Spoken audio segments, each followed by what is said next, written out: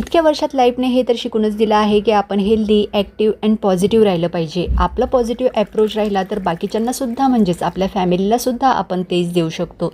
त्यांनाही खुश ठेवू शकतो आणि स्वस्थ ठेवू शकतो. So hi everyone, welcome back to another vlog. आज ना मी तुम्हाला माझा पर्सनल एक्सपिरियन्स शेअर करणार आहे. कसं मी छोट्या छोट्या गोष्टीने मी माझी लाईफ जी आहे ती इझी केली आहे आणि कसं कोणतं पॉवरफुल टेक्निक मी अंगीकारते की ज्याने मी आनंदी राहण्याचा प्रयत्न करते. इतक्या स्ट्रेसफुल लाईफमध्ये आपण सुद्धा फिजिकली अँड मेंटली ॲक्टिव्ह राहू शकतो. त्यातलं फर्स्ट पॉईंट म्हणजेच always listen to your body. आपल्या बॉडीचं नेहमी ऐका. आपली बॉडी आपल्याला दाखवते की काय आपल्यासाठी महत्त्वाचं आहे, तसे सिम्पटमही ती देत असते. नेहमी त्यानुसार तुम्ही थोडेफार चेंजेस जे आहे ते करू शकता. अननोईंगली, ब्लाइंडली कोणालाही प्लीज फॉलो करू नका. प्रत्येकाची बॉडी जी आहे ती वेगवेगळी असते. त्यानुसार तुमच्या बॉडीला काय सूट करतं आहे ते आपण जाणून घेणं खूप आवश्यक आहे. मला ना असं गरम पाणीत हनी टाकलेलं बरं वाटतं आणि ते मला सूटही करतं. नॉर्मली मी हॉट वॉटर जे आहे ते सकाळी घेत असते. त्याने आपली बॉडीतलं टॉक्झिन जे आहे ते निघायला मदत होते. तुम्हाला जे सूट होत असेल ते तुम्ही थोडंफार एक्सपेरिमेंट करून थोड्या दिवसात तुम्हाला कळायलाही लागेल की त्यानुसार आपल्या बॉडीला काय सूट होतं आहे आणि काय नाही. आपल्या बॉडीचं लिसन करा आणि थोडेफार चेंजेस जे आहे ते करू शकतो आपण आपल्या डेली रुटीनमध्ये. सेकंड पॉईंट आहे try to maintain self discipline. स्वतःच काही डिसिप्लिन मेंटेन करणे खूप जास्त गरजेचं आहे. आपल्याला स्वतःला कधी ऑर्डर देणं खूप जास्त महत्त्वाचं होऊन जातं. सकाळी लवकर उठावंसं नाही वाटत तरी अलार्म लावून स्वतःला पॅम्पर करणं महत्त्वाचं आहे. बाई मला सकाळी लवकर उठायचं आहे, जर नाही उठली तर माझा पूर्ण दिवस खराब जाईल. तर त्यासाठी सकाळी लवकर उठणं खूप गरजेचं आहे.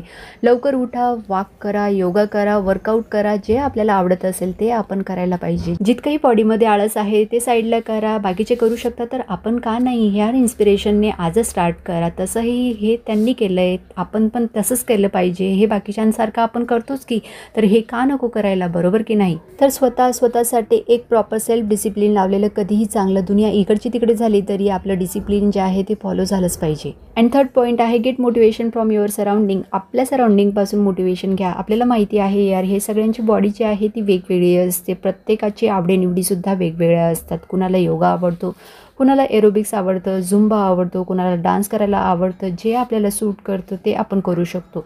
जे सुटेबल नाही ते आपण सोडून द्यायला पाहिजे. सोडलेलं कधीही चांगलं. माणूस असो किंवा काही गोष्टी असो, जे आपल्याला पटत नाही, ॲडजस्टमेंट करूनही बघितलं पण it's not working for us, then ते सोडलेलं कधीही बेटर ना. फोर्थ पॉईंट आहे always learn to be perfect. आपण नेहमी परिपूर्ण होण्यासाठी शिकत राहा. नेहमी हे दाखवण्याचा प्रयत्न नका करू की तुम्ही परफेक्ट आहात. तसं ते दाखवण्याची गरजही काय आहे.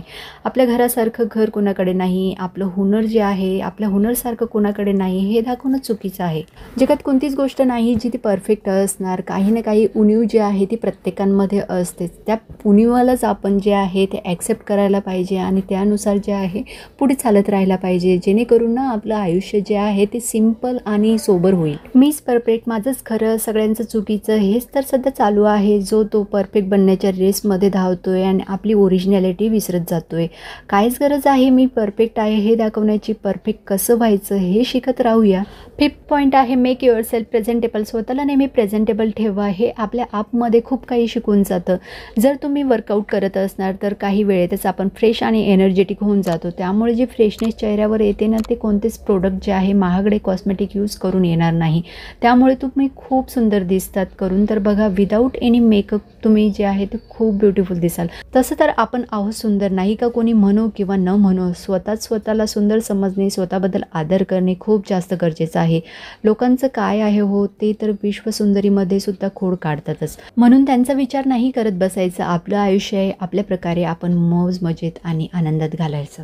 सिक्स पॉईंट आहे gift a fresh look to your self. आपण आपल्यासारख्या हाऊसवाईफ जे दिवसभर घरात काम करतात ना, हे तर एक मेन पॉईंट आहे की आंघोळ पाणी करून जेव्हा आपण व्यवस्थित ड्रेसअप करतो ना, किंवा थोडा ड्रेसिंग सेन्स जो आहे तो चेंज केल्यावर पहिल्यापेक्षा बेटर फील करणार आपण. जर आपल्याला हलकं जे आहे मेकअप करायला आवडत असेल, थोडी लिपस्टिक और थोडं लिप बाम जे आहे, काजळ लावणं आपल्याला आवडत असेल तर ते सुद्धा आपण करू शकतो.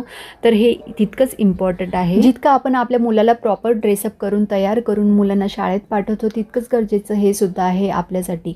घरातली कामं करण्या अगोदर प्रॉपर आणि वेल ड्रेसअप खूप महत्त्वाचं आहे. त्याने जी फ्रेशनेस आणि जी एनर्जी मिळते ना दिवसभराची काम करण्याची ती कशानेच मिळणार नाही. Next is a make a positive environment to your surrounding. आपल्या आजूबाजूचे एन्व्हायरमेंट जिथे आपण राहतो ते पॉझिटिव्ह ठेवणे आणि आनंदित ठेवणे ते सुद्धा तितकंच गरजेचं आहे. त्यासाठी डेली सकाळ संध्याकाळ पूजा करणे. आपल्याला जे गाणे आवडत असतील, भजन आवडत असतील ते ऐकून आपलं सराउंडिंग जे आहे ते आपण पॉझिटिव्ह ठेवू शकतो. त्यासाठी रिसेंटली मला एक भजन खूप आवडतं, आपण सुद्धा ट्राय करू शकता. मे बी ते तुम्हाला सुद्धा आवडेल. ते ऐकून ना मला खूप जास्त पॉझिटिव्ह वाटतं अँड त्याने आपली सराउंडिंग जे आहे ती सुद्धा पॉझिटिव्ह होऊन जाते. डायरेक्टली म्हणा किंवा इनडायरेक्टली म्हणा, कुठे ना कुठे या गोष्टीचा इम्पॅक्ट जो आहे तो पडत असतो. अभंग जे मला आवडतं त्याचं नाव आहे स्वर्गातून पाठवलेले अभंग. You can search on YouTube. कोणते कोणते गाणे असतात ना, त्याने जर आपण आपल्या दिवसाची सुरुवात केली तर खूप जास्त भारी वाटतं आणि पूर्ण दिवस जो आहे तो positive and meaningful and thoughtful वाटतो. हे अभंग जे आहे तुम्हाला सुद्धा आवडेल. तुम्ही सुद्धा एक वेळेस ऐकून बघा. मला 101% गॅरंटी आहे की तुम्ही पण याच्या प्रेमात पडणार. Next one is keep fresh green plants. आपल्या घरात ग्रीन प्लांट्स ठेवा. जेव्हा आपल्याला घरात ग्रीनरी कानाकोपऱ्यात जी आहे आणि जागोजागी दिसते ना, त्यानेच आपल्याला पॉझिटिव्ह वाटायला लागतं. खूप जास्त पॉझिटिव्ह वाईब्स येतात. त्यामुळेच ना आपण फ्रेश होऊन जातो. काम करायला मन लागतं. गार्डनिंगमुळे ना माइंड रिफ्रेश होतं अँड ते आपल्यासाठी आणि आपल्या घरासाठी खूप चांगलं आहे. 9th पॉईंट आहे waste less create more and save more. ज्या गोष्टी जास्त महाग आहे त्यावर आपण कमी खर्च करायला शिकायला पाहिजे. जेथे गरजेचं आहे तेथे तर एनी हाऊ कितीही पैसा लागणार असला तरी त्याची नीड आहे म्हणून तर ते आपण घेतोच, पण गरजेचं नाही ते अवॉइड करायला पाहिजे. अँड जर ते आपल्याला बनवता येत असेल तर वस्तू रियूज करून DIYमध्ये आपण ट्रान्सफॉर्म होऊ शकतो. थोडा वेळ लागतो पण सवयीचा भाग आहे. सवय जर झाली तर आणि वेळ जर दिला तर की सगळं जमायला लागतं. DIYने घर सजवू शकतो, त्याने आपला पैसा तर वाचतोच, पण मेन म्हणजे आपण एंगेज राहतो. त्याने आपलं माइंड जे आहे ते इकडे तिकडे भटकत नाही अँड त्यामुळे आपण जे आहे आलतू फालतूच्या गोष्टीकडे जास्त लक्ष देत नाही. बऱ्याच अशा वस्तू असतात ज्या घरात येत असतात ज्याची आपल्याला मुळात गरज नसते. फक्त ऑफर आहे, ऑफरच्या नावाखाली ना आपण बऱ्याच गोष्टी ज्या आहेत त्या साठवून ठेवतो आणि घरात जो आहे तो पसारा करून ठेवतो. त्या पसाऱ्यामुळे आपल्याला कसं बरं पॉझिटिव्ह अँड एनर्जेटिक वाटणार सांगा बरं मला. Last but not the list is experiment to find something new. प्रत्येक गोष्टीमध्ये नवीन काय करता येईल हे नेहमी शोधत राहायला पाहिजे. त्याने ना आपलं माइंड जे आहे आउट ऑफ बाउंड्री विचार करायला शिकतं आणि त्यामुळेच आपला चौफेर विकास होतो. जीवनाच्या या प्रवासामध्ये कोणी सोबती मिळो न मिळो, सोबत स्वतःचे स्वप्न, निर्धार आणि आशा ठेवावे. प्रत्येक वळणावर जगण्याची नवी प्रेरणा शोधावी आणि त्या प्रेरणेनेच प्रत्येक दिवसाची सुरुवात करावी. आयुष्याने खूप काही शिकवलं आहे आत्तापर्यंत आणि पुढेही शिकवणारच. त्यानेच जे आहे आपण खंबीर बनत पुढे चालूया आणि मी दिलेल्या पॉईंटमुळे आपण नक्कीच पॉझिटिव्ह झाले असणार अशी आशा करते. तर आजचा व्हिडिओ आपल्याला कसा वाटला मला कमेंट करून नक्की सांगा आणि हो चॅनलवर नवीन असाल तर चॅनलला सबस्क्राईब करा आणि व्हिडिओला लाईक अँड शेअर करा. तर चला मग भेटूया अशाच इंटरेस्टिंग ब्लॉगमध्ये. So take care friends and bye.